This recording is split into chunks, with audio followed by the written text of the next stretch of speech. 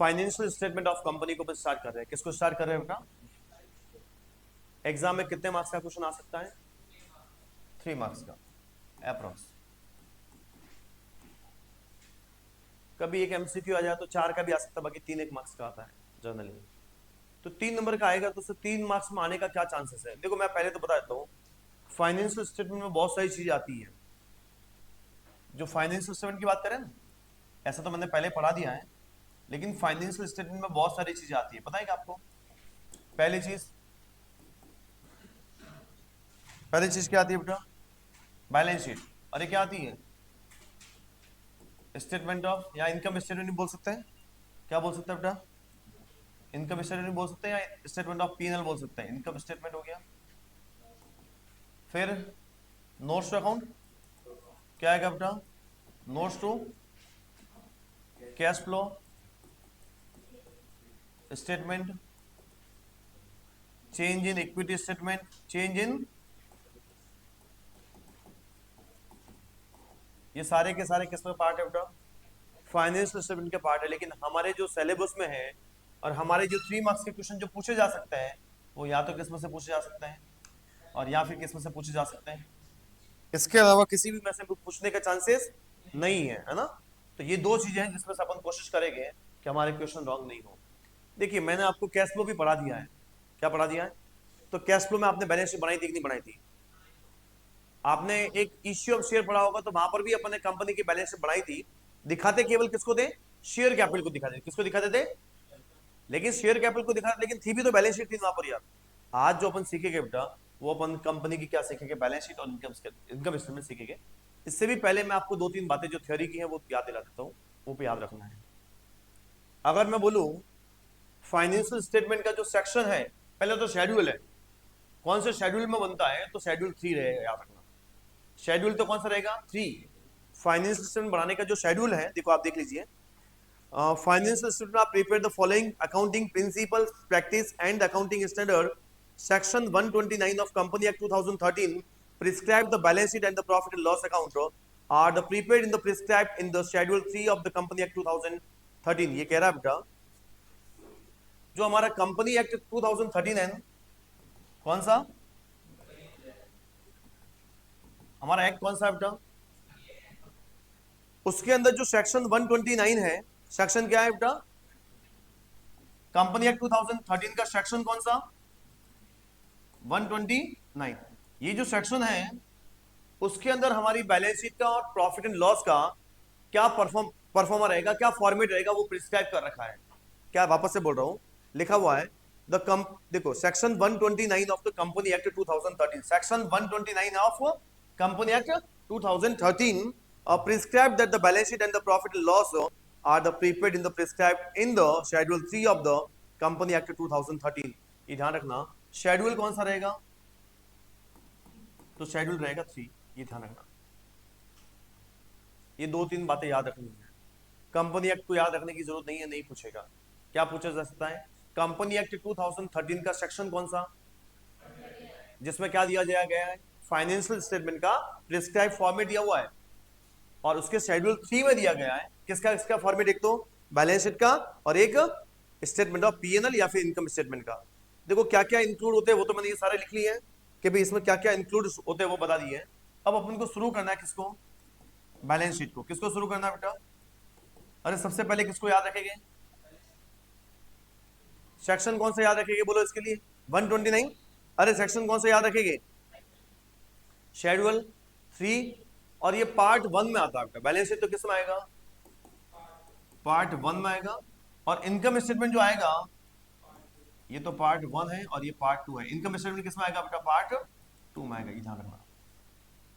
किसी किसी को लगता है कि इनकम स्टेटमेंट पहले बनता है, तो वो तो आ जाएगा पार्ट 1 और बैलेंस शीट बाद में बनता तो आएगा पार्ट 2। नहीं है बेटा, बैलेंस शीट के लिए तो क्या है? पार्ट 1 है, और इनकम स्टेटमेंट के लिए क्या है बेटा? पार्ट 2 है। ये थोड़ी बहुत बातें याद रखने वाली है, ज्यादा कुछ समझने वाली नहीं है। सेक्शन अब क्या समझोगे इसमें आप? मतलब हमें फाइनेंशियल स्टेटमेंट बनाना है, ऐसे बनाना है, वो कहां दे रखा है? कंपनी एक्ट 2013 का सेक्शन नंबर 129 में दे रखा है, ये की बात है। आ रही बात समझ क्या? तो आपसे ऐसा भी पूछा जा सकता है, which section is related to the financial statement of the company? तो सेक्शन 129। अरे भाई कौन सा सेक्शन जो है वो हमारा फाइनेंशियल स्टेटमेंट से रिलेटेड है, तो आपको क्या बोलना है, सेक्शन 129।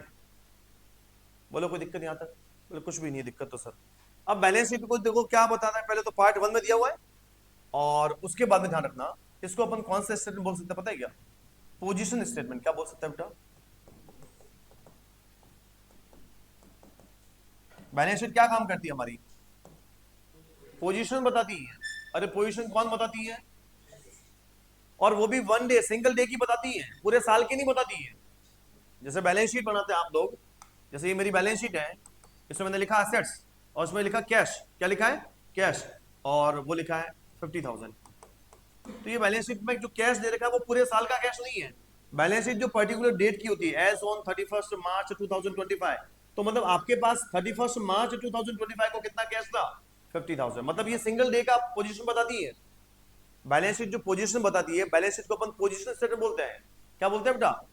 तो पोजीशन कोई पूरे साल की नहीं बताती है। ऐसा नहीं लिख सकते कि balance sheet for the year ending, नहीं, बैलेंस शीट जो बताती है, पोजीशन बताती है, वो सिंगल डे की बताती है, एक दिन की बताती है। बोले ये तो हमें पता ही था सर, इसमें कोई दिक्कत ही नहीं है। और वैसा का वैसा आप किसको, अगर बात करें किसकी, इनकम स्टेटमेंट की,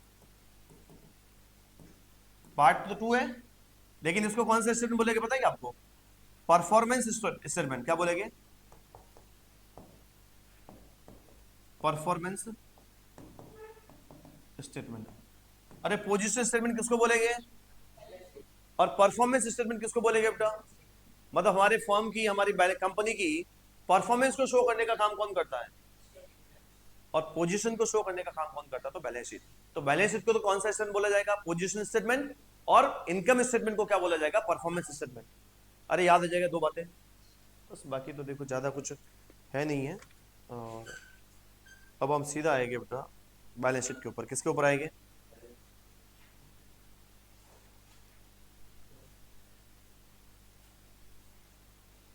फॉर्मेट बता दूं? अगर आपसे पूछे बेटा कि फॉर्मेट कहाँ दे रखा है, किसमें प्रिस्क्राइब है, तो शेड्यूल 3 या part 1 of the schedule 3, part 1 of schedule 3 of company act 2013, ये ध्यान रखना है। अब मैं आपको बताता हूँ सीधा बैलेंस शीट का फॉर्मेट। अपनी जो बुक में बना हुआ है वैसा ही है, लेकिन अपन को, मैंने जब भी अपन पहले भी चैप्टर पढ़ते थे तो मैंने बताया था कि अपन बैलेंस शीट को जब भी पढ़ेंगे तो हेड वाइज पढ़ेंगे। कैसे पढ़ेंगे बेटा? फॉर्मेट बनाने से कोई सेंस नहीं है, मैं पहले ही बताता हूँ। इधर देखो बेटा, पहले जो बैलेंस शीट है उसको थोड़ा सा आप समझ लीजिए एक बार, फिर आपको बैलेंस शीट बनाना अपने आप आ जाएगा। बैलेंस शीट में टोटल कितने हेड हैं? 3। बोलो ऐसा कौन है यार? कोई बोल रहा 3, कोई बोल रहा 4, कोई बोल रहा 5, पर एक आधा तो होगा यार। अरे 3 भी नहीं है, 4 भी नहीं है, 5 भी नहीं है, कितना है बोलो? अरे हमारी बैलेंस शीट में टोटल कितने हेड हैं? अरे कुछ बात सुन आ रही है क्या? टोटल हेड कितना है बोलो, नंबर ऑफ हेड।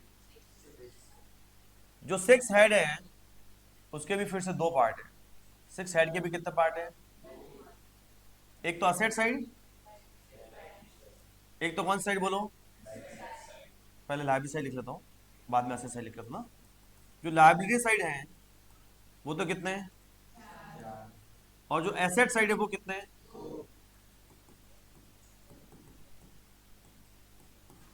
अगर इन 6 हेड के आपको नाम पता हो जाते हैं, 6 में से भी 5 के पता हो जाते हैं, तो मैं बता रहा हूँ आधे नंबर तो आ जाएंगे आपको। जैसे 3 नंबर का क्वेश्चन आया तो 1.5 तो आ सकते हैं, मेरे को ऐसा लगता है। अगर एग्जामिनर अपन जैसा सोच रहे वैसा क्वेश्चन पूछे तो, देखो थोड़ा घुमा के पूछे तो फिर थोड़ा और ज्यादा पढ़ना पड़ेगा, पर आधे नंबर तो यहीं से आ सकता है। देखना, जो लाइब्रेरी साइड में जो 4 हेड है उनके नाम लिख लो पहले। फर्स्ट हेड है हमारा शेयर होल्डर। सबसे पहला हेड कौन सा है बेटा?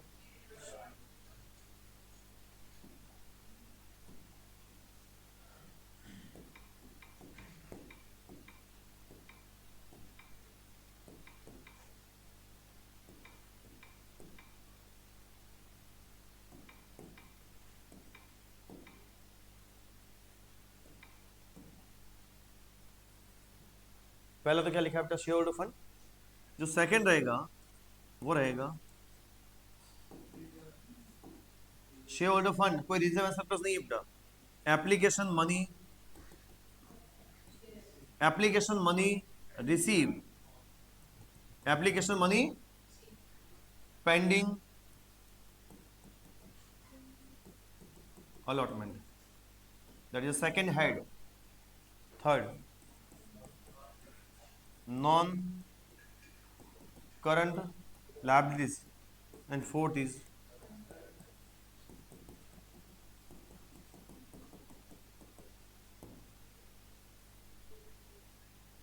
इन चार में से जो इंपॉर्टेंट है एक, दो,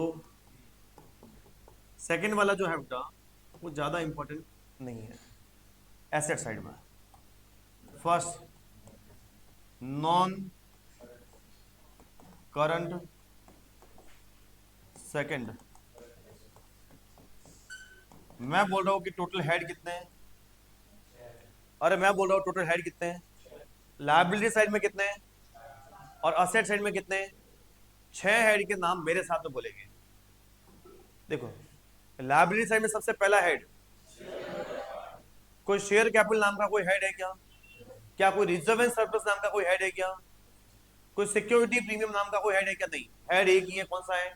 शेयर होल्डर फंड। हेड का मतलब इसको अपन मेजर हेड बोल सकते हैं, मेन हेड बोल सकते हैं। हेड एक ही है। पहला कौन सा बोलो? Share holder fund. दूसरा, दूसरा है हमारा application money receive pending allotment. वापस याद रखना क्या बोला है, क्या चीज होता है वो अभी मैं डिस्कस कर रहा हूं। थर्ड, थर्ड है हमारा नॉन करंट लायबिलिटीज और फोर्थ है हमारा करंट लायबिलिटीज। ये कितने हेड हो गए बेटा? असेट साइड में कितने? पहला, दूसरा।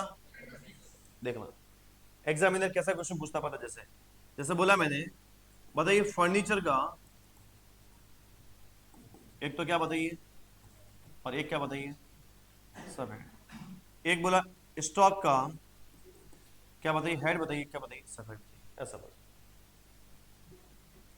अब देखना बच्चे, जैसे अभी आपने मेरी क्लास ली है, सब लोग बैठे हैं, अब जाएगा फर्नीचर में और फर्नीचर का क्या पूछ रहा है वो हमें, और वो क्या लिख के आएगा बताइएगा? बोले फर्नीचर तो फिक्स एसेट होती है। क्या होती है? और फिर एग्जामिनर क्या करेगा? बोले ये कोई बात हुई क्या, फिक्स एसेट तो होती है। तो मैं बोलेगा फिक्स एसेट नहीं होता, नॉन करेंट एसेट होता है। बोले बात तो एक ही तो है, फिक्स एसेट भी वही होती है, नॉन करेंट भी वही तो आती है। अरे वो बात नहीं है, हेड ही हमारे टोटल कितने हैं? दो नहीं, 6। उन 6 में से कहीं आपने फिक्स एसेट नाम का हेड देखा था क्या? तो फिर आप नया क्यों बना रहे हैं यार? मेरे कहने का मतलब है कि हेड ही अपने टोटल कितने हैं?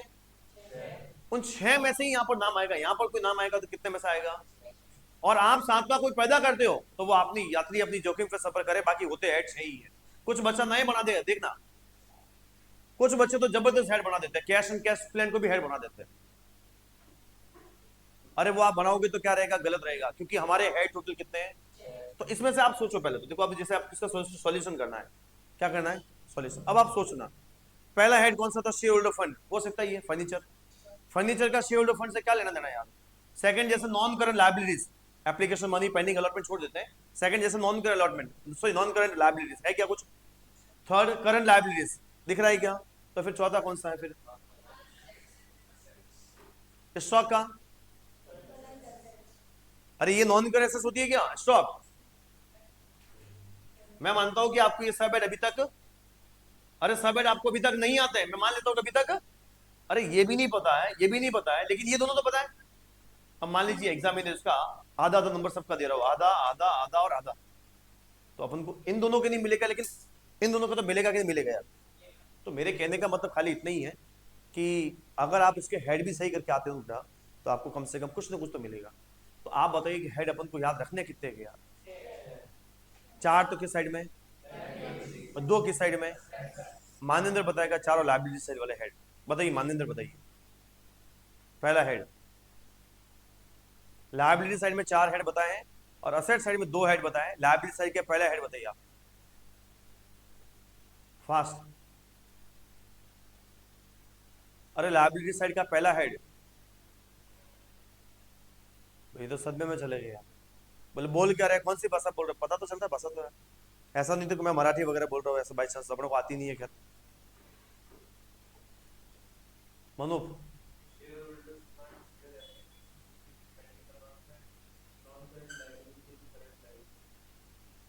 किधर ध्यान मानंदर यार? अरे 4 हेड, चारों ही बोल दिए इन्होंने, आपके पीछे बैठे जस्ट। क्या बोला है? सबसे फर्स्ट कौन सा बोला? वापस से बोलो मनोबिंद को एक बार बोलो वापस से। सेकंड बोलो तो।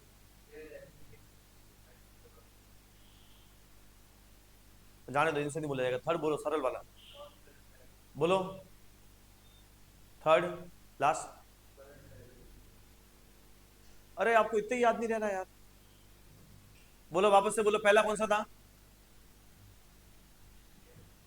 Share holder. सेकंड कौन सा है? Non current liabilities. तो थर्ड कौन सा है?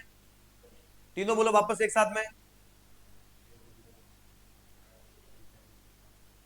ये किस साइड के हेड है? असेट साइड या लायबिलिटी साइड? अरे non current liabilities, current liabilities किस साइड में आते हैं? असेट साइड में आते हैं क्या बेटा? किस साइड में आते हैं? तो फिर ये किस साइड के हेड हो गए? असेट साइड में कितने हेड आते हैं? पहला कौन सा? दूसरा कौन सा? ध्यान नहीं रखा, मान तो मैं पहले ही बता देता हूं। अब हो गया खूब यार। अब देखिए बेटा, अब समझ गए मैं क्या समझा रहा था? कितने हेड समझाए मैंने आपको? अरे बैलेंस शीट में टोटल कितने हेड है? 6। 6 का मतलब समझते, 6 में और क्या कुछ इन्वॉल्व है वो अपन पढ़ेंगे। सिर्फ 6 हेड पढ़ने से पूरा क्वेश्चन राइट नहीं होता है। और दूसरी बात बताता हूँ, सिर्फ 6 हेड पढ़ने से फाइनेंशियल स्टेटमेंट बनाना नहीं सीखते हैं। अगर आपको रियल में कभी फाइनेंशियल स्टेटमेंट बनाना पड़ गया तो उसके अंदर वाले आपको क्या पता होना चाहिए? सब हेड भी पता होना चाहिए। अरे क्या पता होना चाहिए? मैं सबसे पहला जो बना रहा हूँ वो बना रहा हूँ शेयर होल्डर फंड। अब मेरा पहला हेडिंग रहेगा शेयर होल्डर फंड। अरे ये हमारा क्या है बेटा? सबसे फर्स्ट हेड है। अरे पहला हेड ये लिखा था क्या मैंने? क्या कुछ और था यार? सबसे पहला हेड क्या लिखा था बेटा? इस शेयर होल्डर फंड में 3 सब हेड है। कितने? 3 सब हेड। उसमें सबसे पहला जो है वो है शेयर। सेकंड जो है वो है रिजर्व एंड सरप्लस। क्या है बेटा? Reserve and. और थर्ड जो है money received against share warrant.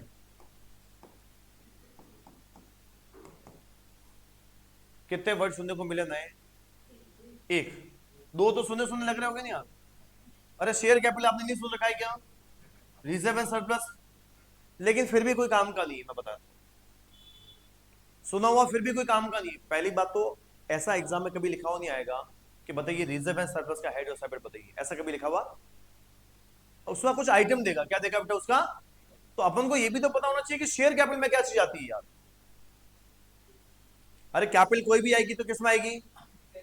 अरे कैपिटल भले कोई भी हो, इक्विटी शेयर कैपिटल हो, प्रेफरेंस शेयर कैपिटल हो, कोई भी हो, किस में आएगी? मैं आपको ऑलरेडी कैपिटल के बारे में इश्यू ऑफ शेयर में बहुत अच्छे से बता चुका हूं। सबसे पहले कौन सी कैपिटल बताई थी मैंने? Authorise capital. कोई दूसरा नाम क्या बोलते हैं? Registered capital. क्या बोलते हैं बेटा? इसका ही दूसरा नाम क्या है? Nominal capital. इसमें से क्या निकल के आती है? Issued capital. ऑथोराइज के बाद में क्या आती है? इश्यूड के बाद में, इश्यूड के बाद में आती है बेटा सब्सक्राइब कैपिटल। क्या आती है बेटा? जो बोलो वो नहीं बोलेंगे। अरे इश्यूड के बाद में क्या आती है? इश्यूड का मतलब होता है जो कंपनी ने पब्लिक में ऑफर की है। सब्सक्राइब का मतलब होता है which is actually subscribe by the public.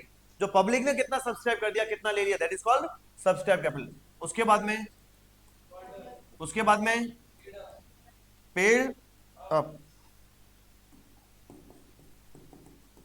और एक लास्ट थी रिजर्व कैपिटल।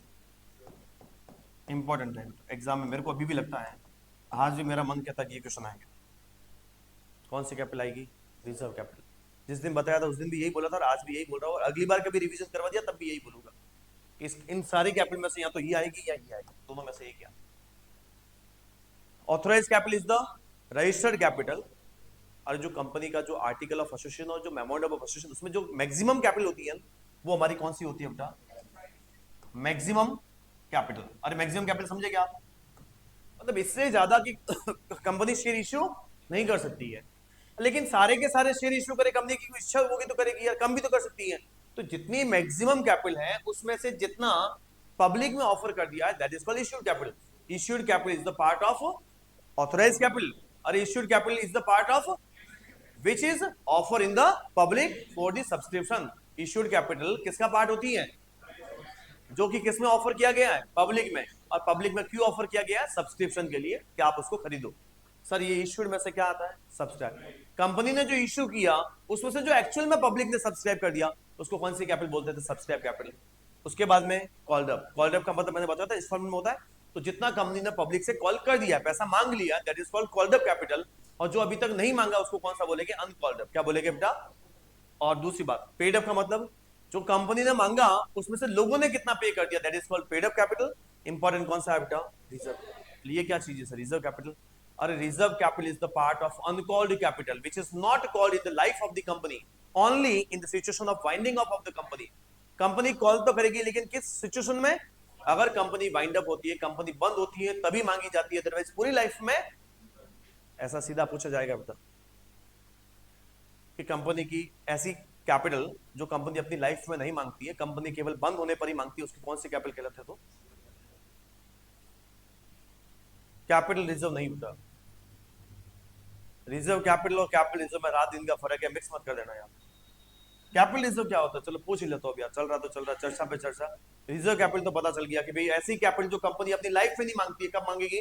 जब कंपनी बंद होगी तो मांगेगी, मांगेगी, अदरवाइज नहीं मांगेगी। चलो कैपिटल रिजर्व क्या होता है? इतने सारे बच्चे बैठे हैं, ये बोले वेंडर वाले पॉइंट में लिखते थे, एक तो या तो गुडविल को डेबिट करते थे या कैपिटल रिजर्व को क्रेडिट करते थे। ऐसे तो share forfeit account debit to capital reserve बिला एंट्री होती थी। मैं ये थोड़ी पूछ रहा हूँ कि कैपिटल रिजर्व कहां कहां आपने पढ़ा है, मैंने ये नहीं पूछा है। कैपिटल रिजर्व क्या होता है?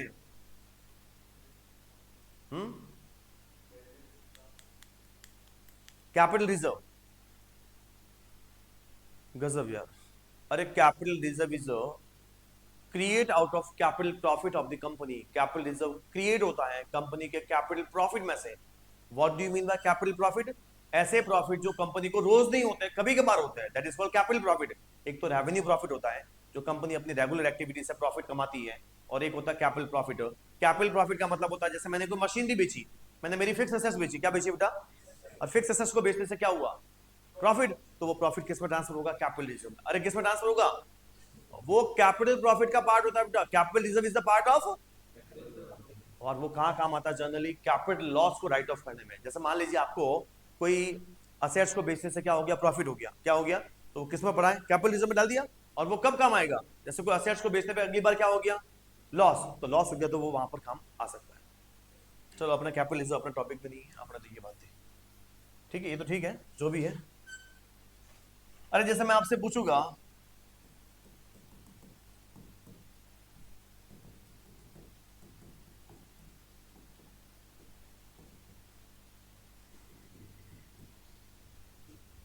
अगर मैं आपसे पूछूं कि बताइए इक्विटी से कैपिटल, प्रेफरेंस से कैपिटल कहां जाती है? जैसे मान लो मैं अगली स्लाइड पे और बना देता हूं। यहां पर जैसे लिखा मैंने आइटम, क्या लिखा? आइटम्स और हेड, और अब तो सब हेड भी पढ़ना शुरू कर दिया हमने।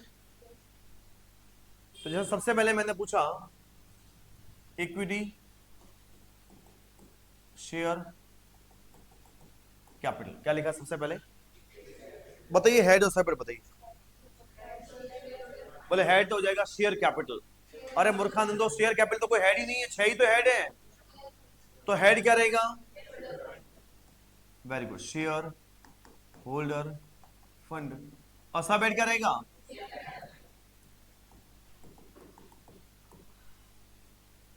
जैसे मैंने बोला प्रेफरेंस शेयर, बोलो हेड बोलो। अगर ऐसे नंबर आ जाए आपके 3 नंबर तो क्या नुकसान का है क्या? ज्यादा दिमाग लगाना है क्या? कुछ नहीं लगाना बेटा, और आगे मैं सिखा ही रहा हूं, आप चिंता मत करिए। आगे देखिए, एक है बेटा रिजर्व एंड सरप्लस, नाम से पता चल रहा है। अरे रिजर्व में क्या आएगा? ऑल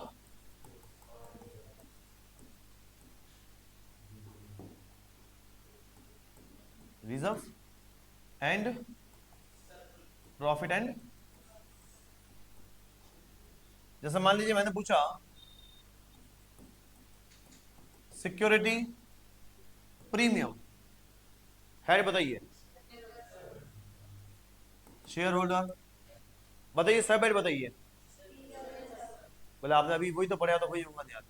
अरे सिक्योरिटी प्रीमियम भी एक टाइप का क्या है, इसका पूरा नाम क्या होता है, सिक्योरिटी प्रीमियम रिजर्व होता है, लेकिन वो बोलते बार बार क्या है, security premium, security premium. General reserve बोलेंगे तो सबको पता चलेगा, तो पीछे क्या आ गया, कैपिटल रिजर्व बोलेंगे तब भी सबको पीछे पता चलेगा।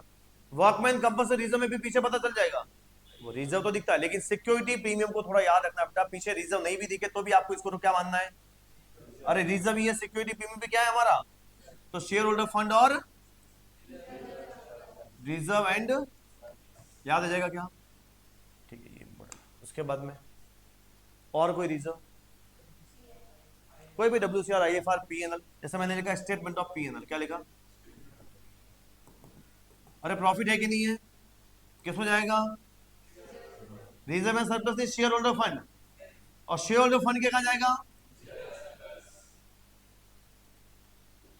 बोलो कोई दिक्कत,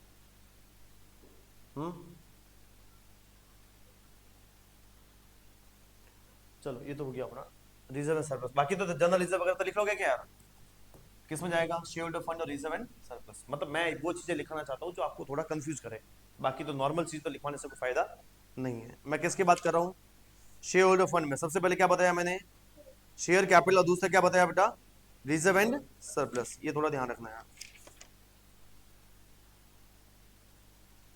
रिजर्व पीछे दिखे तो आपको कहां लिखना है, मैं पहले बताता हूँ, रिजर्व लिखे तो कहां मिलना है,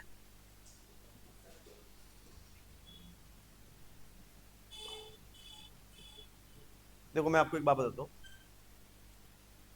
कुछ एक नाम नए भी मिल सकते हैं आपको, जैसे मान लीजिए DRR, CRR, वो कैश रिजर्व रेशियो नहीं है, इकोनॉमिक्स नहीं पढ़ रहा है वो, हाँ वो SLR CLR वो सब, repo rate, reverse repo rate, वो सब वहां है, यहाँ पर नहीं है। यहाँ पर लिखा हुआ DRR का मतलब होता है, डॉक्टर नहीं है, डिबेंचर रिडेम्पशन रिजर्व, इसको बोलते हैं, CRR को बोलते हैं कैपिटल रिडेम्पशन रिजर्व। अरे है तो रिजर्व है कि नहीं है, की बात बताओ यार, तो फिर ज्यादा दिमाग लगाने की जरूरत है क्या, share holder fund reserve and, share holder fund reserve and, बोलो और कुछ सर, रीवैल्यूएशन रिजर्व आ जाए तो, अरे है तो रिजर्व है नहीं, आप पीछे क्या लिखा हुआ है, तो फिर अपना दिमाग लगाने की जरूरत नहीं, हेड क्या रहेगा और सब हेड क्या रहेगा बेटा, लेकिन हेड में तो रिजर्व एंड सरप्लस नहीं लिखोगे क्या, अरे रिजर्व एंड सरप्लस तो कोई हेड ही नहीं है, हेड तो कितने अपने पहले दिमाग में 6, उन 6 के अलावा 7वां आपने नाम लिखा तो देखो आप मतलब मिस्टेक हो जाएगा, मिस्टेक ये हो जाएगा कि 6 ही हेड बताए तो 7वां को नाम ही कैसे लिखे यार। चलिए ठीक है, ये तो अपने को दिक्कत नहीं है, एक नया नाम है थोड़ा सा, वो आपको कंफ्यूज कर सकता है, इसको भी मैंने इंपॉर्टेंट लगाया, ठीक, यहाँ इंपॉर्टेंट लगा रहा हूं, share option outstanding account, Manvendra दिन तो ले रहे हैं आप,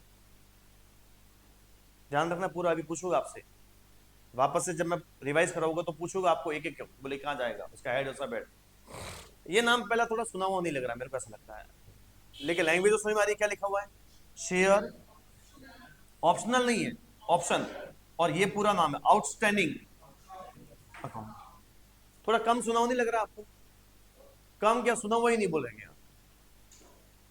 एक मैं आपको बात बताता हूं, अब यार क्या है कि मैं बता बता के थक चुका हूं, लेकिन अब होता क्या है कि नई चीज आई जाती है, मेरे को लगता है अभी खत्म करना है, लेकिन खत्म होगा नहीं यार, ऐसा लग रहा है। एक तो होता है स्वेट एनालाइज, नहीं होता स्वेट इक्विटी शेयर, सुना हो तो होगा नहीं यार, सुनाया था आपको पहले मैंने, बोला कंपनी अपने शेयर डिस्काउंट पे इश्यू नहीं कर सकती है सिवाय स्वेट इक्विटी शेयर को छोड़ते हुए, मतलब कंपनी अपने कौन से शेयर को डिस्काउंट पे इश्यू कर सकती है, पूछ लेगा मान लीजिए, तो केवल एक ही टाइप के शेयर है, वो है स्वेट इक्विटी शेयर। आपको बोला जाता है कि क्या कंपनी शेयर डिस्काउंट पे इश्यू कर सकती है, केवल किस पे करेगी, या तो एट पार पे या फिर एट प्रीमियम पे, डिस्काउंट पे बंद हो गया है, क्या कंपनी अपने डिबेंचर डिस्काउंट पे इश्यू कर सकती है, यस, एट पार पे भी कर सकती है, एट प्रीमियम पे भी कर सकती है, और एट डिस्काउंट पे भी कर सकती है, लेकिन आपसे पूछे कि क्या कंपनी किसी भी टाइप के शेयर डिस्काउंट पे इश्यू नहीं कर सकती है क्या, तो आपको बोलना एक टाइप का है जिसको डिस्काउंट पे इश्यू कर सकती है, वो कौन से शेयर है बताइए, sweat equity which can issue at a discount। अरे ये क्या हो सकता है, डिस्काउंट पे इश्यू हो सकता है। देते किसको है, कंपनी अपने एम्प्लॉइज और डायरेक्टर्स को देता है। अरे कंपनी अब किसको देती है, जो कंपनी के एम्प्लॉइज होते हैं, कंपनी के डायरेक्टर्स होते हैं, उनको देती है, और वो भी किस पे देती है, डिस्काउंट पे देती है। कोई दिक्कत नहीं आता। एक और ऑप्शन सुनने को मिलेगा नया नाम, वो है एम्प्लॉय प्रोविडेंट फंड। नहीं यार, मन हो जो नहीं बोलना, employ stock option plan.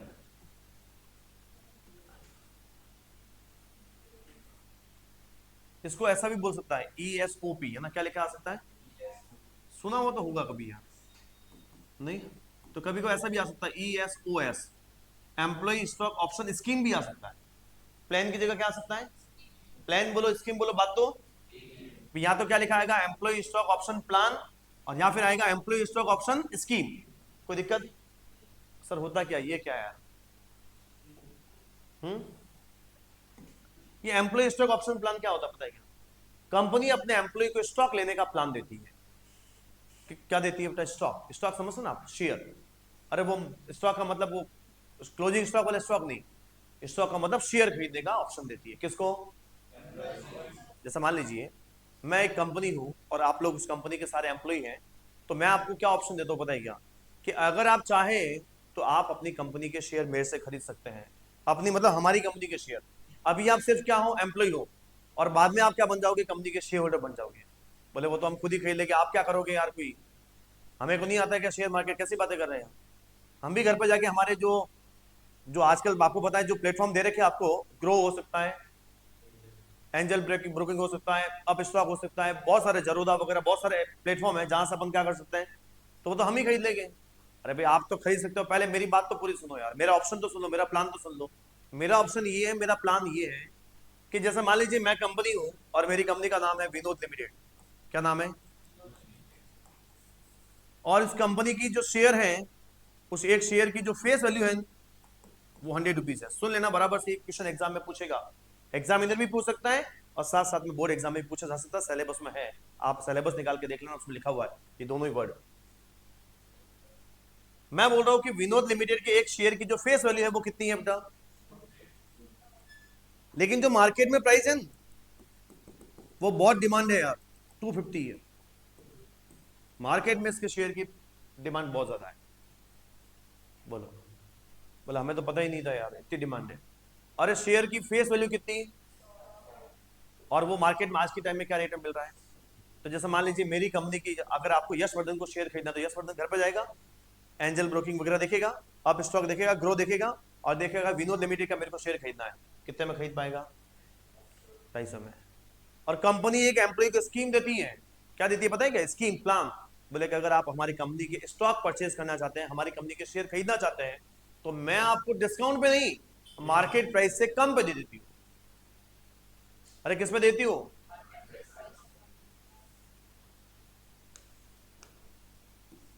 Company issued share at less than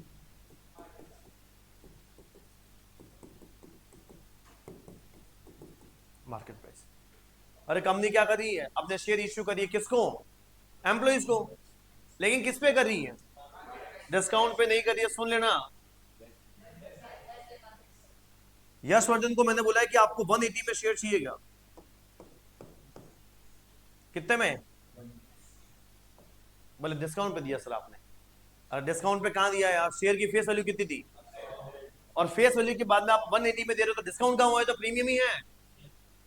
लेकिन एम्प्लॉय को क्या फायदा हुआ है, एम्प्लॉय अगर मार्केट से खरीदता तो उसको कितना मिलता, और अगर कंपनी के इस एम्प्लॉय स्टॉक ऑप्शन प्लान को उसने एक्सेप्ट किया तो उसको कितने मिल गया, नहीं हुआ फायदा क्या।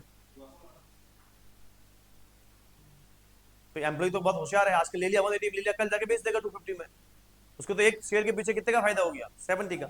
है कि नहीं है, बस कुछ लॉक इन पीरियड वगैरह आते हैं, उसका ध्यान रखना पड़ता होता है, बाकी सब ठीक है। भाई आप समझ गए क्या ये दोनों ऑप्शन, एक तो क्या बताया, स्वेट इक्विटी शेयर क्या होता है, कंपनी उसको अपने एम्प्लॉइज और डायरेक्टर को किस पे इश्यू कर सकती है? डिस्काउंट पे, मतलब लेस देन फेस वैल्यू। और डिस्काउंट पे इश्यू करने का मतलब क्या हुआ है? और यहां पर कंपनी अपने शेयर को अपने एम्प्लॉय को ऑप्शन देती है उसको परचेज करने के लिए मार्केट प्राइस से कम पे, लेस देन मार्केट प्राइस। बोलो कोई दिक्कत?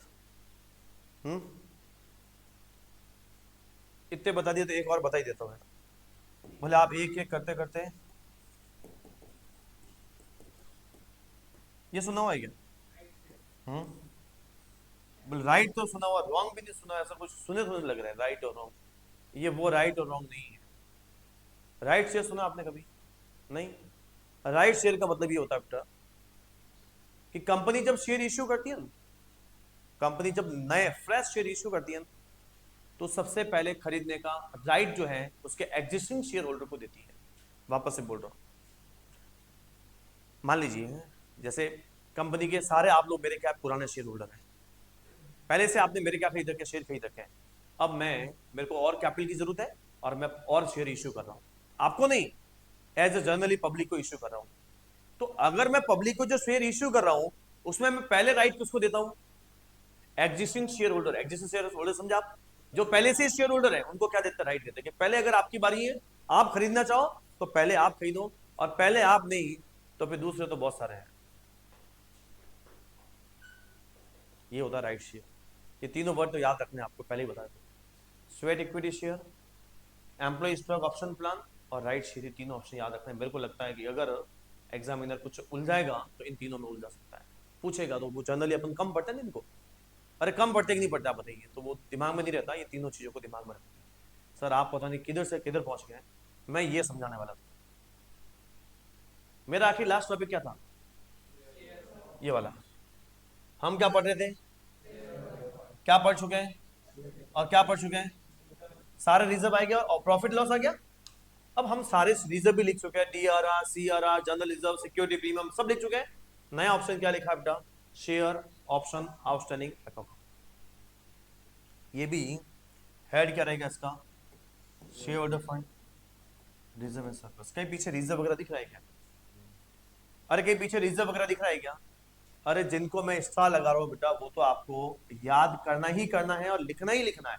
बाकी तो लिखना है लेकिन याद इनको करना है, बाकी तो नहीं करोगे तो भी दिमाग से लिख सकते हो। मतलब क्यों, ऐसा क्या रीजन है? देखो, शेयर ऑप्शन आउटस्टैंडिंग अकाउंट का मतलब क्या होता है पता है क्या? इन दोनों का जो डिफरेंस है बेटा, रियल में शेयर की प्राइस, मार्केट प्राइस कितनी थी और कंपनी उनको कितने, एम्प्लॉय को कितने में इश्यू करी, कितने रुपए कम में दे रही है। कुछ रिजर्व रखना पड़ेगा, नहीं रखना पड़ेगा, वरना लॉस हो जाएगा कंपनी को यार।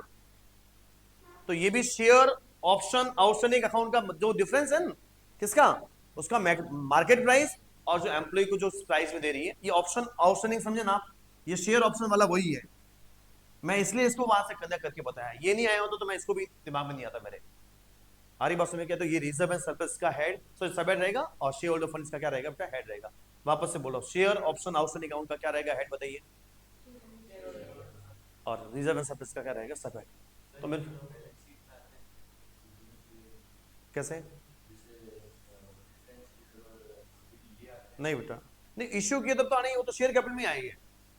तो इश्यू करने के बाद में तो ये तो कहां चले जाएंगे, ये भी कहां चले जाएंगे भाई? शेयर कंपनी भले ही वेंडर को इश्यू करे, प्रमोटर्स को इश्यू करे, किसी को भी इश्यू करेगी, आखिर कंपनी की बढ़ेगी क्या?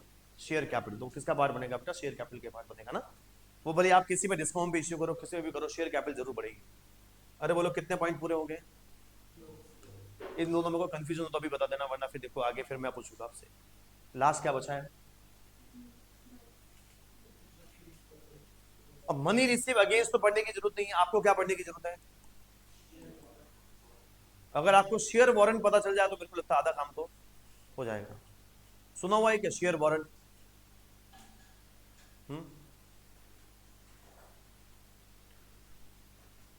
क्या शेयर वारंट एक ऐसा इंस्ट्रूमेंट होता है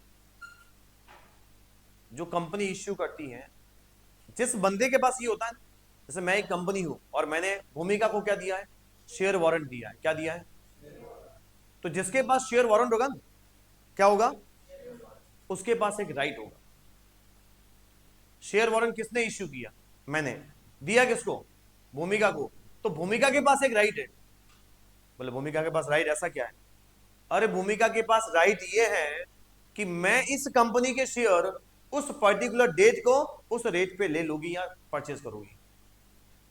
शेयर अभी मिला नहीं है, पैसा इनसे मैंने ले लिया यार। देखो, एक तो मैंने अभी शेयर इश्यू किया, क्या किया?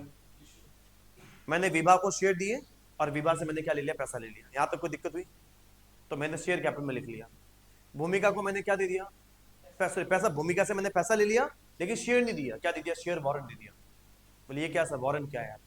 अरे वारंट का मतलब यहां पर ये है कि भूमिका को एक राइट मिल गया है, गारंटी मिल गई है कि भाई मेरे को मिलेगा, लेकिन आज नहीं, उस डेट को पर्टिकुलर एक इश्यू करेगी, नहीं बेटा, पर्टिकुलर उस डेट को और उसी रेट पे, फिक्स डेट और फिक्स रेट पे उनको क्या मिलेगा? उन कंपनी का शेयर मिलेगा।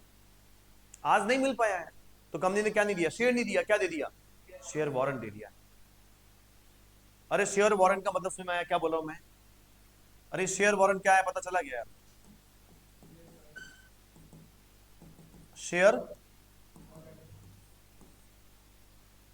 Share warrant give right to the holder of share warrant, मतलब शेयर होल्डर किसको? शेयर जो शेयर वारंट का जो होल्डर होता है उसको एक राइट देता है क्या करने का?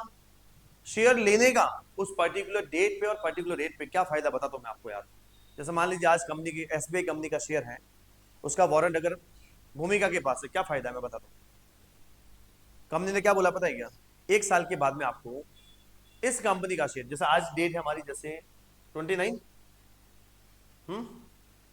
इनको बोला है कि आप अगले साल 28 दिसंबर को एसबीआई का जो शेयर है वो 850 में ले लेना। कितने में ले लेना? डेट भी फिक्स। अरे डेट भी क्या है? रेट भी। अब एसबीआई का शेयर भले अगले साल 2000 रुपए का हो, अपने को लेना देना, आपको कितने मिलेगा? कम हो जाए तो भी 850। शेयर वारंट का मतलब ये है उसी डेट पे उसी रेट पे मिलेगा। शेयर वारंट जनरली डिमांड वाली कंपनियों पे लेते होंगे यार, ऐसा तो कौन लेता होगा यार, वरना सीधा शेयर ही ले लेंगे यार। तो ये शेयर वारंट का मतलब आपको थोड़ा समझ में आया होगा। लिखवाना है क्या कुछ शेयर वारंट में? देखो दो बुक दो, तो शेयर वारंट के बारे में एक लाइन लिखवा देता हूं। अगर आप बोले तो शेयर वारंट के बारे में अपन एक लाइन लिख लेते हैं। शेयर वारंट गिव राइट, अरे share warrants give rights to get equity share on specified date and a specified value या rate and a specified rate या फिर वैल्यू। अरे यही बात मैं बता रहा हूं कब से, 1 घंटे से यार, और मैंने जो लिखी वो यही है। आज के बाद में पता चला शेयर वारंट कहाँ जाएगा। पहले बात तो शेयर वारंट होता क्या ये तो पता चला गया। क्या होता है सही से बताइए? शेयर वारंट कंपनी क्या करती है, जिसको शेयर वारंट देती है, उस शेयर वारंट जिसके पास होता है उसको एक राइट मिल जाता है। तो लिखा हुआ क्या है? Share warrant. अरे कंपनी राइट नहीं दे रही है, कौन राइट दे रही है? Share warrant give right to get equity share on specified date और स्पेसिफाइड डेट। आ रही बात समझ गया? तो अब आप बताइए कि सही से बताइए, share warrant share holder fund में जाना चाहिए कि नहीं जाना चाहिए? मनी तो रिसीव कर लिया कि नहीं कर लिया? पैसा तो आ गया आपके पास, किसके बदले में आया है? शेयर के बदले में आया। भले ही आपने शेयर अभी नहीं दिया है, लेकिन भविष्य में दोगे कि नहीं दोगे? अगर जैसे मैंने भूमिका की बात की थी अभी एग्जांपल के लिए, तो पैसा तो मेरे को भूमिका से मिल गया, और अगर मैंने भूमिका को शेयर दे दिया होता तो बताइए ये नए हेड की जरूरत पड़ती क्या यार? तो मैंने भूमिका को इश्यू कर दिया और मैंने भूमिका से पैसा ले लिया, कहां चला जाता? अब दिक्कत क्या हुई? पैसा तो ले लिया लेकिन शेयर नहीं दिया। क्या दे दिया? तो फिर ना तो इसमें जाएगा ना इसमें जाएगा, सीधा किसमें जाएगा बेटा? आ रही बस में क्या? तो इसका कोई पॉइंट कैसा बनेगा बताइए? एक ये हेड और ये सब हेड खुद ही है, और ये क्या है? खुद ही सब हेड है। जैसे आपसे मान लो कोई पूछ ले money receive against share warrants कहां जाएगा, तो शेयर होल्डर फंड में जाएगा। कहां जाएगा? और इसका सब हेड क्या रहेगा? तो खुद ही एक सब हेड है, money receive against share warrants, item भी सेम सब हेड भी सेम, जैसा मान लीजिए money received against share warrants, head बोलो और सब हेड बोलो। पहली बात तो ये पूछेगा नहीं, लेकिन मैं बताता हूँ ऐसे ही आएगा, है ना, पूछे तो ऐसे ही लिखना। दूसरी बात, खाली मत छोड़ देना, मैं वो सब हेड ही लिखना जरूरी है, आइटम भी वही सब हेड भी। लेकिन फिर मैं बताता हूँ कि सर आप ये जो लिखा रहे हैं ये क्या इंपॉर्टेंट क्यों है। एक तो वो जो प्रैक्टिकल में एग्जामिनर नहीं आएगा एक्सटर्नल, वो भी पूछ सकता है ये ऐसा कि शेयर वारंट्स क्या होता है, जिससे कोई तरीके का अगर प्रैक्टिकल लेगा तो सारी चीजें पूछेगा। और कोई नॉर्मल आया तो फिर वो क्या पूछेगा आपको पता, उसको खुद को ही नहीं पता होगा क्या पूछना है, तो कोई मतलब नहीं है। लेकिन वो पूछेगा तो तरीके से फिर इस टाइप से पूछेगा। क्या कहने का मतलब ये है कि क्या चीजें आपको पता करनी है और क्या नहीं करनी है। दूसरी बात, मेरा इंटेंशन यहां पर ये है कि money receive against share warrants क्यों बताया पता है क्या, एक बार एग्जाम में ऐसा पूछ लिया क्वेश्चन, राइट 3 सब head under share holder fund, short में लिख रहा हूं शेयर होल्डर फंड। तो आपको शेयर होल्डर फंड के अंदर कितने सब हेड लिखने हैं, तो शेयर होल्डर फंड तो एक हेड हो गया, उसके अंदर कितने सब हेड बताया मैंने, पहला कौन सा बताया, तो पहला तो क्या लिख लोगे, दूसरा क्या लिख लोगे, और money receive against share warrant भूल गया तो फिर तीसरा क्या लिखेंगे, अरे भूल जाएगी नहीं यार। इसलिए आपको याद रखना शेयर होल्डर फंड के अगेंस्ट नीचे सब हेड कितना है बेटा, 3 है। क्या मैं इस शेयर होल्डर फंड को खत्म कर सकता हूँ क्या, अरे मेरा पहला हेड खत्म हो चुका है बोलो, अरे क्या खत्म हो चुका है बोलो, पहला हेड क्या था हमारा, शेयर होल्डर फंड, क्या हो चुका है, कितने सब हेड इसमें, अरे कितने सब हेड है, पहला, दूसरा, तीसरा, वेरी गुड, पहला शेयर होल्डर फंड, सॉरी पहला share capital, reserve and surplus और मनी रिसीव अगेंस्ट। तो सर अभी दूसरा बताऊं सर, दूसरे में ज्यादा कोई दम है नहीं है, एप्लीकेशन मनी रिसीव्ड पेंडिंग, ये शुरू होने से पहले खत्म हो गया, इसमें कुछ है ही नहीं है, नाम से पता चल रहा होगा। आपको क्या पता चल रहा है इससे यार, थोड़ा बताइए मेरे को, इसमें आपको भी तो कुछ पता चल रहा होगा, application money receive pending allotment,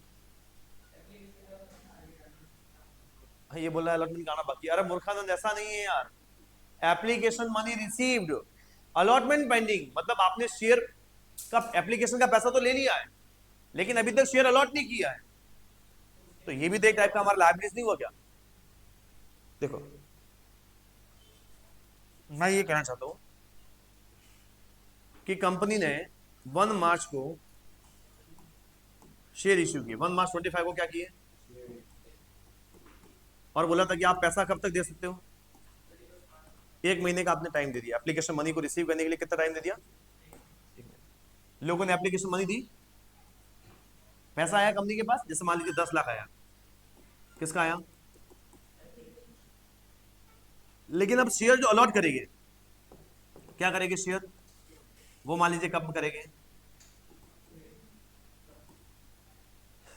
अप्रैल 25 में करेंगे भाई, शेयर इश्यू कब किया था आपने, 1 मार्च 25 को, आपने टाइम दिया था 1 महीने का पैसा लेने का, पैसा ले भी लिया, लेकिन आप अप्रैल में अलॉट कर सकते हैं, हो सकता है मई में भी अलॉट करें, ऐसा पॉसिबल है कि नहीं है, तो या तो अप्रैल में अलॉट करेगी या मई में अलॉट करेगी, बोले अलॉट तो कर देंगे सर कोई दिक्कत नहीं है, लेकिन आप बताइए अप्रैल और मई से पहले 31 मार्च को एक बैलेंस शीट बनेगी नहीं बनेगी, अरे 31 मार्च को क्या बनेगी, तो बैलेंस बनेगी तो उसमें पैसा आएगा कि नहीं आएगा, कैश या बैंक आएगा कि नहीं आएगा, कितने रुपए से, लेकिन 10 लाख किसके बदले में लिखूं, बोले लिखो सर शेयर कैपिटल, अरे मूर्खानंदो शेयर कैपिटल तो तब लिखेंगे जब शेयर अलॉट करेंगे, शेयर अलॉट किए क्या अभी तक आपने, तो मतलब शेयर अलॉट हमने किए ही नहीं है, तो फिर क्या share against share application money receive, क्या money receive against share warrant लिख लूं क्या शेयर वारंट दिया गया, अरे वो तो अभी पेंडिंग है क्या, तो इसका हमने अलग से क्या बना दिया, एक हेड बना दिया, और अलग से क्या बना दिया है हेड, ये सब हेड नहीं है, application money receive pending allotment ये अलग से क्या है, मतलब अगर कभी ऐसी सिचुएशन हो जाती है, तो ये ऐसी सिचुएशन हो जाती है तो फिर अपन को क्या ध्यान रखना है कि इसको अलग से हमें दिखाना पड़ेगा, कहां पर तो यहाँ तो आ गया कैश और बैंक बैलेंस, यहाँ पर क्या लिखेंगे पता है क्या?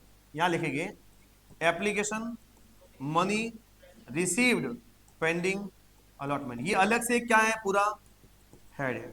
ना तो शेयर होल्डर फंड में जाएगा, ना नॉन करंट लायबिलिटीज में जाएगा, ना करंट लायबिलिटीज में जाएगा। कौन सा हेड बनाया नया, फोर्थ वाला head, application money receive pending allotment. मैं जो इतना बातें बोल रहा हूँ वो पता तो चल रही है क्या यार? अरे ऐसा तो कोई नहीं है कि जिसके बोले सब साफ हो रहा है यार। ऐसा मैंने कुछ बोला भी नहीं है कि आपके सब साफ हो जाए। कुछ बोला है क्या ऐसा? कोई लगे आपको भी हाँ ऐसा बोला तो था तो बता देना एक बार मेरे को। एक लाइन लिखवा देता हूँ इसके बारे में, share application money receive pending allotment के बारे में एक लाइन लिखवा देता हूँ, भूले नहीं आप इसके लिए।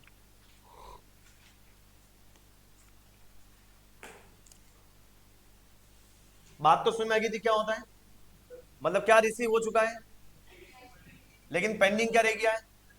बात तो समझ में आ गई। This situation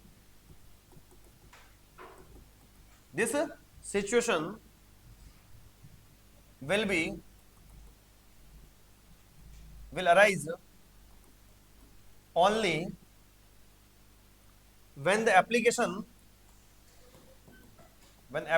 money is received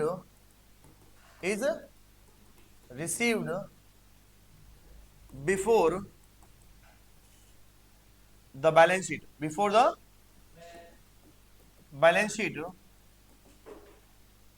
and allotment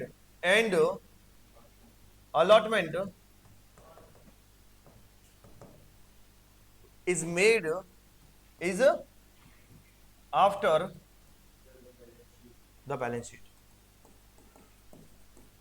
क्या इतनी टाइम पहले मैंने भी यही रामायण गाई थी क्या? कि मैंने को अलग रामायण गाई थी? बताइए। मैंने भी यही रामायण गाई थी कि ये सिचुएशन तभी अराइज होगी जब हमें एप्लीकेशन मनी तो कब रिसीव हो जाएगा, किसके पहले? Before the preparation of the balance sheet, before the preparation of. और जो शेयर का अलॉटमेंट होगा वो कब होगा? आफ्टर द बैलेंस शीट या फिर after the preparation of balance sheet. That is generate arise the situation of application money receive pending allotment, otherwise not possible. Share issue कर दिया लोगों ने, अलॉट भी कर, सॉरी शेयर इश्यू भी कर दिया आपने, अलॉट भी कर दिया, तो फिर इसका कोई तो शेयर कैपिटल में चला जाता है, उसमें ये कोई सिचुएशन अराइज नहीं होती है। बोलो कोई बात समझ में आ रही है कि नहीं आ रही है? सही से बताना। इसका कोई सब हेड ही नहीं है, हेड भी यही, सब हेड भी यही, आइटम भी यही। गजब यार। तो तभी तो मैं बोल रहा हूँ ये एग्जाम में पूछते। हाँ खाली हेड पूछ ले कि 4 हेड कौन सा नहीं है, तो ये एक हेड है, सुन लेना। एग्जामिनर पूछ ले कि which of the following is not a head in the balance sheet, which of the following is not head of balance sheet, ऐसे कुछ लिखा है। पहला option A share holder fund, दूसरा B application money receive pending allotment, सी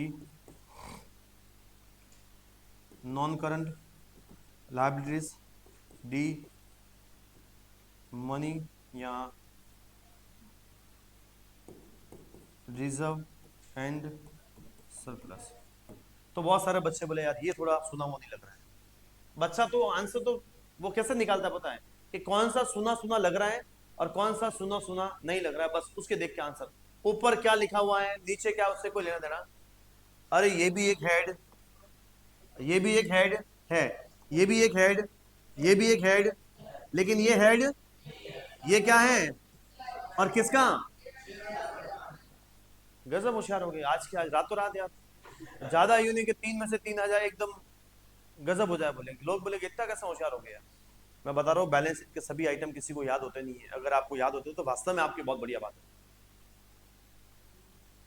examiner जब viva लेगा तो कौन सी बुक में से ज्यादा पूछेगा?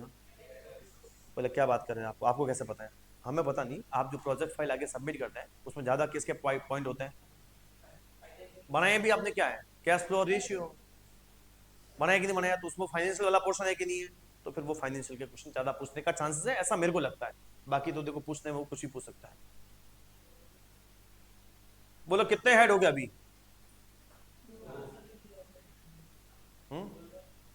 नहीं वो क्यों बोलेगा, वो ना पेन बोलती है उसको। बोले आंसर नहीं दिया तो बोले वो क्यों बोलेगा आपको यार, आपको कुछ नहीं बोलता, आपको बोले मौज करो आप तो। आप ऐसा मत बोल देना कि हमें सर ने तो कुछ पढ़ाया नहीं, कैसा दे यार, तो फिर वो सर को बोल के अलग से जाएगा।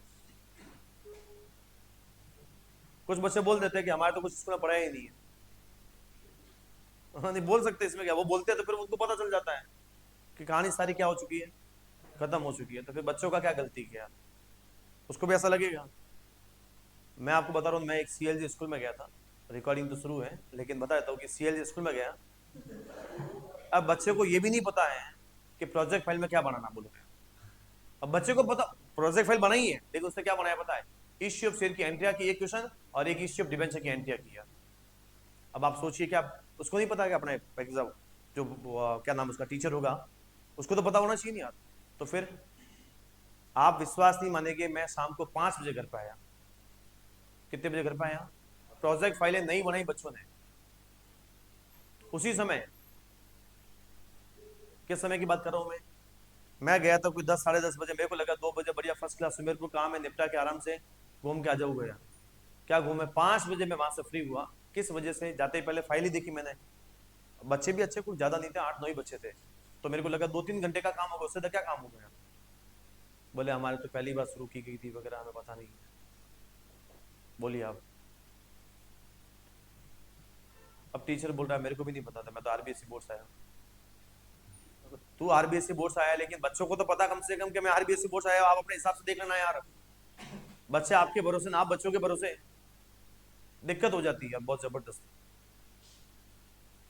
अरे कितने हेड पूरे हो गए बोलो, कौन सा शुरू होगा, अरे तीसरा हेड शुरू होगा।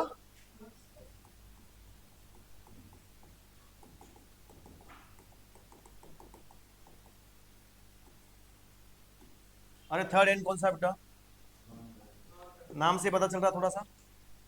अरे क्या होता है नॉन करंट लाइबिलिटीज, बताइए तो एक बार। नहीं नहीं, लॉन्ग टर्म बोरिंग तो इसका सब हेड है। नॉन करंट लाइबिलिटीज क्या होता है, ऐसी लाइबिलिटीज जिसका पेमेंट हमें क्या करना पड़ेगा, मोर देन 1 ईयर के बाद पेमेंट करना पड़ेगा, विद इन 1 ईयर पे करने की रिक्वायरमेंट। इसके भी कुछ सब हेड है, डिवेंचर सब हेड नहीं है यार, नॉन करंट लाइबिलिटीज का कोई सब हेड नहीं है डिवेंचर, मैं पहले ही बता देता हूं, वो तो आइटम है। जैसे मान लीजिए अभी अपन इक्विटी से कैपिटल बोला था, जर्नलिज्म बोला था, वो क्या है, सब हेड थोड़ी है बेटा, वो तो सारे उसके आइटम है। देखो मैं आपको बता रहा हूँ, अपना नॉन करंट लाइबिलिटीज के कुछ 4 हेड है, वो चारों हेड सब हेड है, वो अपन नाम लिख लेते हैं। देखो सबसे पहला तो है जो सिंपल सा है, long term borrowing.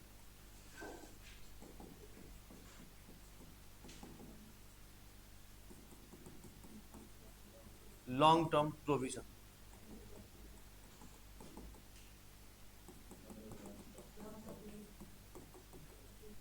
Deferred tax liabilities,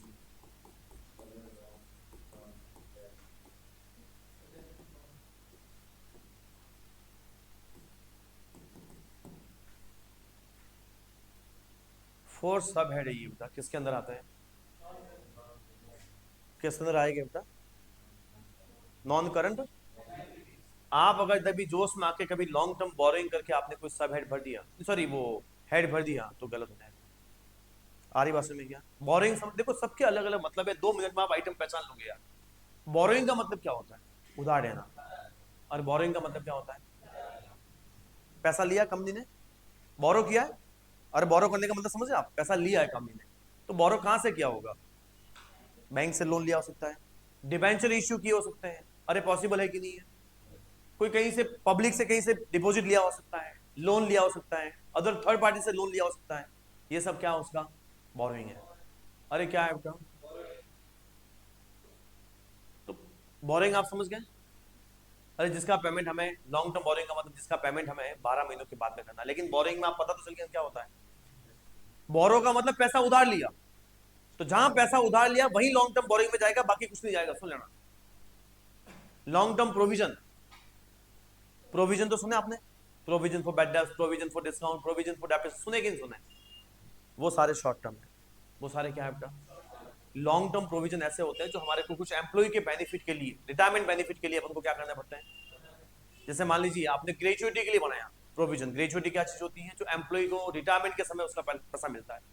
PF तो बेटा ईपीएफ एक फंड है, वो तो अपन उसमें क्रिएट करते हैं, प्रोविजन उसके लिए बनाते हैं। देखो आपको बताओ तो ये अपना क्या नाम है, लीव एनकैशमेंट।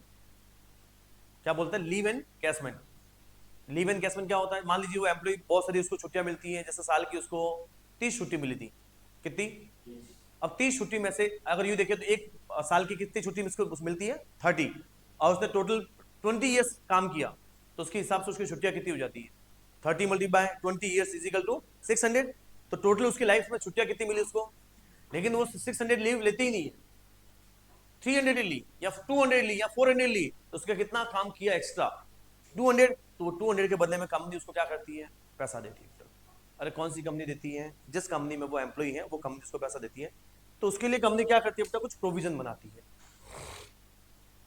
आ रही बात समझ? क्या तो मेरे कहने का मतलब इन शॉर्ट ये है कि आप क्या करेंगे, अगर लॉन्ग टर्म प्रोविजन आपको दिखे, वो जो रोज वाले सुनते हो provision for bad debt, provision for tax, वो सारा किसका पार्ट है? करंट लायबिलिटीज का पार्ट है, मतलब शॉर्ट टर्म प्रोविजन का पार्ट है। हम किसकी बात कर रहे हैं? Long term provision. अभी मैं सारे एग्जांपल बता रहा हूं, मीनिंग तो समझ में आ रही है क्या? लॉन्ग टर्म बोरिंग देखो नाम से पता चलेगा आपको।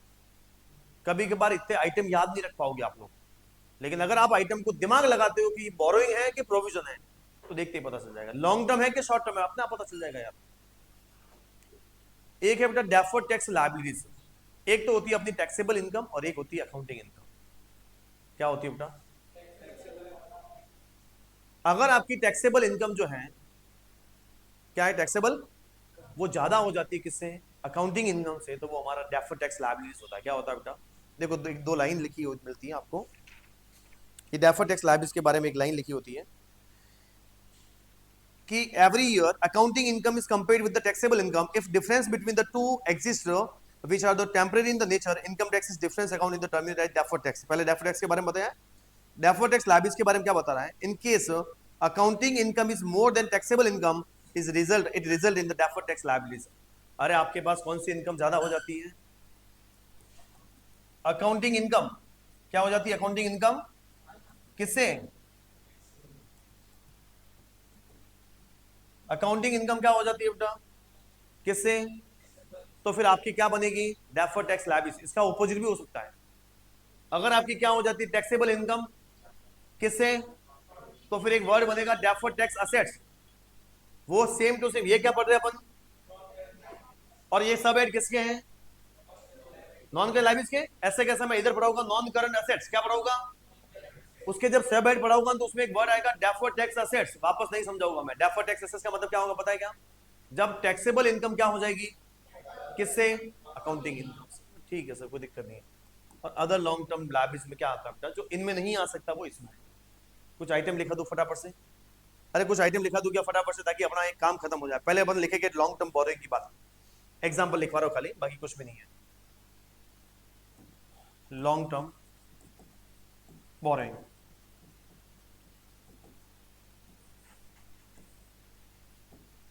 बताइए।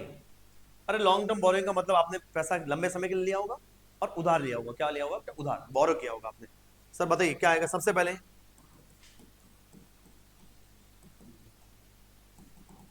अब आपसे पूछेगा कि डिबेंचर का हेड और सब हेड बताइए, तो क्या लिखेंगे? Share holder fund. बोले हेड में तो लिखेंगे सर लॉन्ग टर्म बोरिंग। अरे बेटा हेड में तो क्या लिखोगे? Non current liabilities. हेड में तो क्या लिखोगे? और सब हेड में क्या लिखोगे इसका? डिबेंचर के जैसे जैसे एक और वर्ड होता है क्या? बॉन्ड। क्या होता है बेटा? सुना हुआ है क्या आपने? कि बॉन्ड भी एक डिबेंचर की तरह ही होता है, गवर्नमेंट कंपनी इश्यू करती है, जनरल अकाउंट इश्यू करती है बेटा। उसके बाद में कुछ टर्म लोन हो सकता है। क्या हो सकता है बेटा? Term loan. टर्म लोन समझते हैं आप? बैंक से वगैरह लंबे समय के लिए उधार नहीं लेते क्या, फ्रॉम बैंक वगैरह ना, टर्म लोन हो सकता है। और क्या हो सकता है सर? Public deposit. एक याद रखना बेटा, पब्लिक से आपने पैसा क्या किया है? लिया है। पब्लिक का डिपॉजिट है किसके पास? कंपनी के पास। ये सब कैसी बोरिंग है बेटा? ठीक है ना। उसके बाद में अरे लॉन्ग टर्म बोरिंग पता चल गया क्या?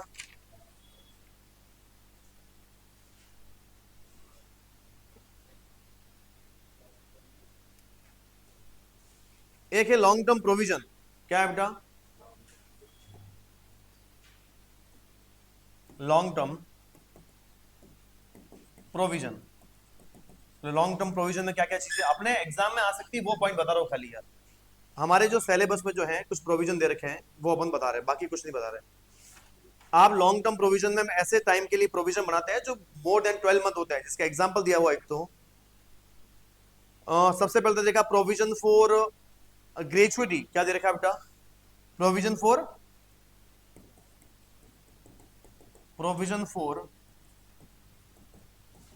ग्रेचुइटी। बोले क्या होता सर? मैं बताता हूं, ये रिटायरमेंट बेनिफिट है। क्या है बेटा? अरे एम्प्लॉय को जब रिटायरमेंट होता है बेटा तो ये सारे रिटायरमेंट बेनिफिट्स है।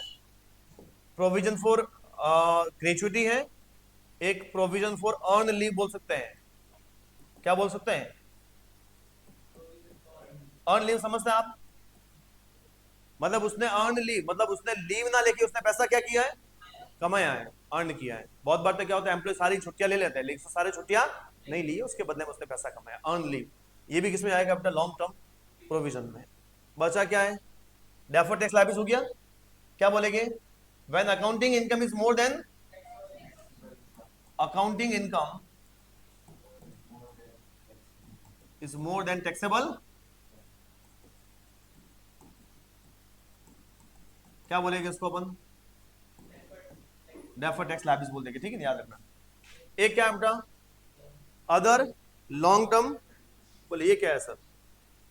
बोले अदर लॉन्ग टर्म लायबिलिटीज क्या है सर? नाम से थोड़ा पता चल रहा है, इसके अलावा कुछ बचा है तो अदर लॉन्ग टर्म।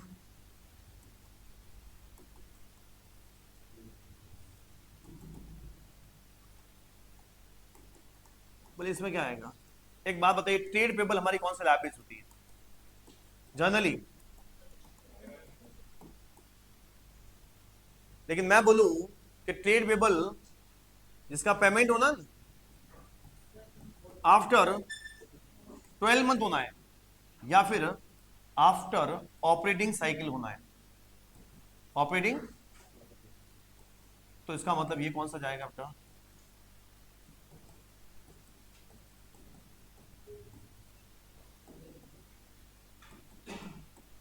बता, आप खुद ही सोचो यार। जैसे क्रेडिटर्स किसको बोलते हैं? जिनसे हम उधार माल खरीदते हैं। अरे क्रेडिटर्स किसको बोलते हैं अपन? चल तो रहा है कि बराबर से यार, रिकॉर्डिंग वगैरह क्या कोई गड़बड़ चल रहा है?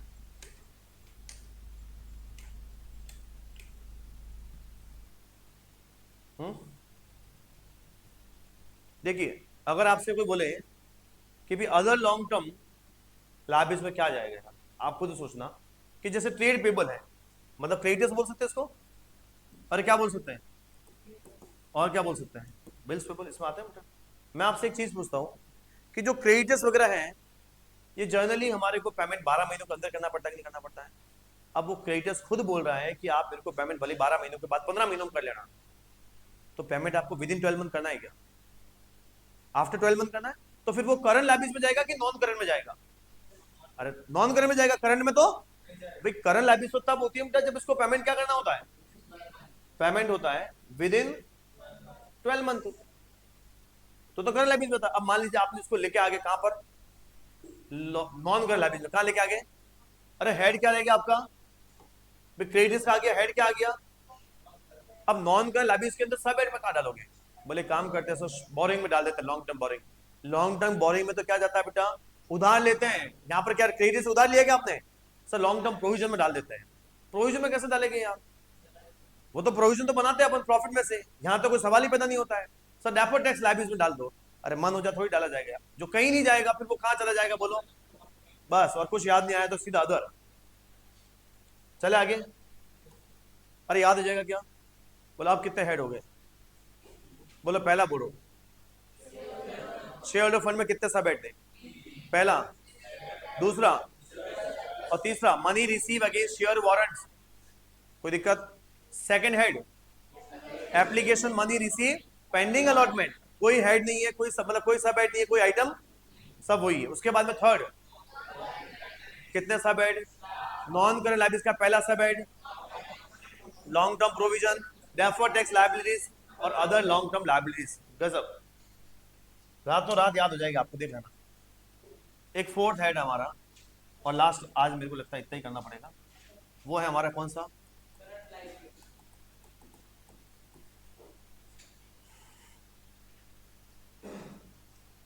कौन सा है? Current liabilities. नाम से पता चल रहा है, एक तो जिसका लायबिलिटीज का पेमेंट हमें क्या करना पड़ेगा, विद इन करना पड़ेगा। बताइए वहां पर सबसे पहला कौन सा था? अरे पहला कौन सा बोरिंग था, बोलो नहीं यार। वहां पर कौन सा था? यहां पर क्या आ जाएगा? गजब यार। अरे वहां पर कौन से प्रोविजन थे? यहां पर कौन सा आएंगे? बस वहां पर डेफर्ड टैक्स लायबिलिटीज नहीं आएगा, नहीं आएगा कुछ भी यहां पर आएगा ट्रेड पेबल। क्या आएगा बेटा? अदर, और कुछ बचा है क्या? अरे देख लो बराबर से, कुछ बचा हो तो बता देना यार। मेरे को लगता है करंट लाइबिलिटीज में ये चार ही आइटम हो, मतलब सब हेड दिए होंगे। चार ही है? ठीक है, चार ही है। सबसे पहला कौन सा? ऐसी बोरोइंग जो हमने कितने समय के लिए की है? विद इन 12 मंथ के लिए की है, कम समय के लिए की है। अरे जो हमने बोरोइंग तो की है, लेकिन कितने समय के लिए की है? सर शॉर्ट टर्म बोरोइंग के कोई एग्जांपल बताओ यार। देखो सबसे पहला तो बढ़िया है बैंक ओवरड्राफ्ट। आपने कैश फ्लो की बैलेंस शीट तो देखी थी यार, तो वहां पर नहीं आता bank overdraft short term borrowing में आता था, मैंने बताया था आपको फाइनेंसिंग में जाएगा। एक होता है लोन रीपेबल ऑन डिमांड, मतलब वो बंदा क्या करेगा, डिमांड करेगा और हमें क्या करना पड़ेगा, रीपेमेंट करना। लोन रीपेबल ऑन, अरे मैंने लोन तो लिया है, लेकिन क्या शर्त पे लिया पता है क्या? जब भी आप डिमांड करोगे मैं वापस से आपको क्या कर दूंगा, रीपे कर दूंगा। तो करंट लायबिलिटीज है कि नहीं है, कि नॉन करंट है? अरे वो तो किसी भी समय डिमांड कर सकता है, तो वो उसको अपन करंट लायबिलिटीज मानते हैं। उसके बाद में एक थोड़ा सा ये भी इंपॉर्टेंट पॉइंट है, current maturity of long term depth. पहले लॉन्ग टर्म डेप्थ तो पता आपको क्या होता है? अरे डिबेंचर पता है आपको क्या होता है? क्या होता है लॉन्ग टर्म के short term? Debenture long term depth होता है, जैसे 5 साल के लिए इश्यू किया है तो मतलब उसका पेमेंट रीपेमेंट करेंगे कितने साल के बाद में? बैंक से लोन लिया 5 साल के लिए, लॉन्ग टर्म है कि शॉर्ट टर्म है? जैसे मैंने लिया बैंक लोन, क्या लिया बेटा, कितने साल के लिए? 5 ईयर। 2025 में लिया, किस में जाएगा? Long term borrowing. अरे पहले तो नॉन करंट लायबिलिटीज और लॉन्ग टर्म बोरिंग, उसके बाद 2026 से भी कब जाएगा? Same, non current liabilities long term borrowing. 2027 में भी क्या जाएगा? 2028 में भी। लेकिन 2029 में जिसका रीपेमेंट करना होगा, करंट लायबिलिटीज, अरे शॉर्ट टर्म बोरिंग में जाएगा कि जाएगा यार? क्या बोलना चाहता हूं मैं ये बोलना चाहता हूं कि ऐसी लायबिलिटीज या ऐसा डेप्थ जो था तो लॉन्ग टाइम का था तो क्या, लेकिन हम उसका पेमेंट करने की जो डेट है वो इसी साल में है। करंट मैच्योरिटी है ना, current maturity of long term depth, मतलब उसकी मैच्योरिटी का पीरियड अभी आ गया है, उसको रीपेमेंट करने का टाइम आ गया है, तो उस साल फिर बैलेंस शीट में कहां दिखा जाएगा? करंट लायबिलिटीज के अंदर, है ना? किसमें दिखाया जाएगा बेटा? बोलो कोई दिक्कत? और कोई पॉइंट इसके अलावा जो आपके कोई पूछे जैसा हो तो? बस, बाकी तो आपको लोन लिखा हुआ है from other party, third party, और फॉर 9 मंथ 10 मंथ, आप नहीं समझ आएगा क्या? वो तो करंट लाइबिलिटीज में आएगा, शॉर्ट टर्म बोरिंग में आ जाएगा। लोन तो लिया लेकिन कम टाइम के लिए, तो वो तो आप खुद समझदार है, उसमें कुछ ज्यादा बताने की जरूरत नहीं है। एक है जैसे हमारा शॉर्ट टर्म प्रोविजन, क्या है बेटा? Short term provision. Short term provision में वही प्रोविजन फॉर, ये थोड़ा एम्प्लॉय बेनिफिट वाला थोड़ा दिक्कत है यार, प्रोविजन या short term provision, sorry, short term provision, short term provision. बोलिए ये क्या है शॉर्ट टर्म प्रोविजन?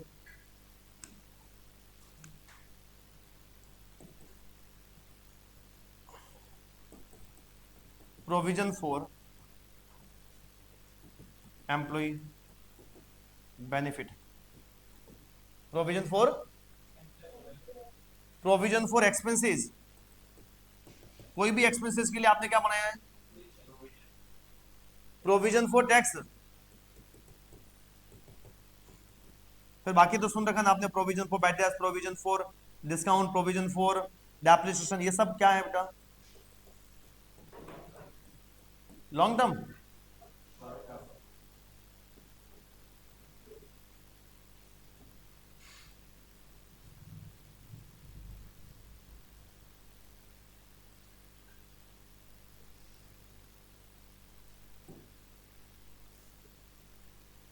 ठीक है ना, ये सारे शॉर्ट टर्म प्रोविजन है। बोलिए कोई दिक्कत? लॉन्ग टर्म में क्या आया था मैंने बताया आपको, वो जो रिटायरमेंट बेनिफिट नहीं थे क्या, ग्रेचुइटी है, अर्न लीव है, उनके लिए तो वो तो सारे प्रोविजन कौन सा है बेटा? Long term provision. और ये जो जनरली अपन जो रेगुलर सुनते हैं, प्रोविजन फॉर टैक्स है, प्रोविजन फॉर डेप्रिसिएशन है, ये सब किस में जाता है बेटा? शॉर्ट टर्म में। ये भी हो गया, ये भी हो गया, बचे क्या है? Trade payable. अरे क्या बचा बेटा? ट्रेड पेबल किस में जाएगा सर? अरे ट्रेड पेबल किस में नहीं जाएगा? ट्रेड पेबल में क्या जाएगा? यही होगा क्या? दो ही चीजें, कौन सा?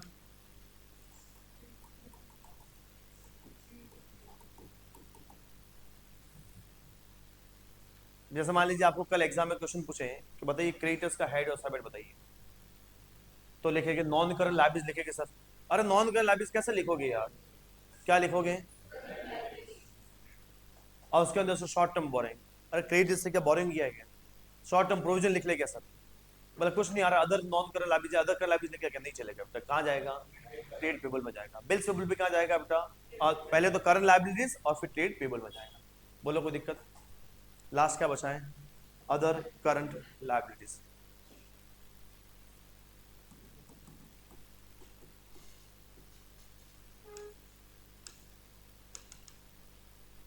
किसी किसी को लग रहा है कि ये बहुत आसान है, बता तो है आसान है, लेकिन एक दो बार तो आपको कम से कम समझना पड़ेगा।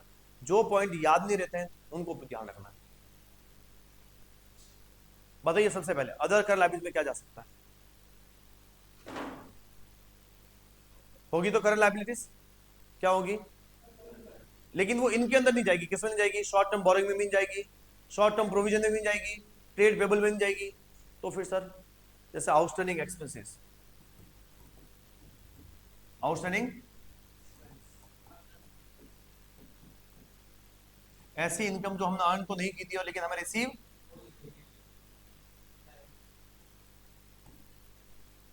अदर करंट लायबिलिटीज में जाएगा नहीं जाएगा बेटा?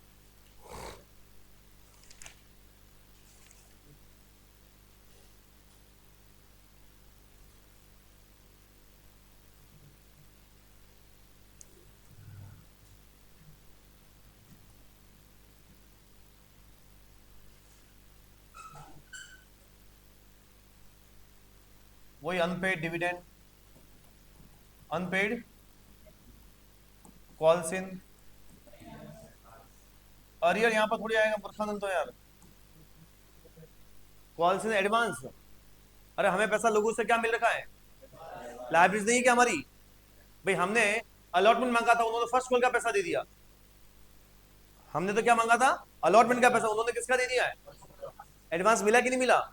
तो फिर हमारी क्या है बेटा? करंट लायबिलिटी क्या है? बोले शॉर्ट टर्म बोरिंग, नहीं short term provision. Trade payable में तो लिख ही लेते हैं, तीनों में नहीं जाएगा। कहां जाएगा बेटा? अदर करंट लायबिलिटी में। कहां जाएगा बेटा?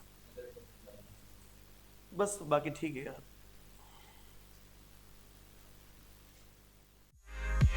सार्थक क्लासेस वाली से जुड़ने के लिए धन्यवाद। वीडियो को लाइक करें और चैनल को सब्सक्राइब करें।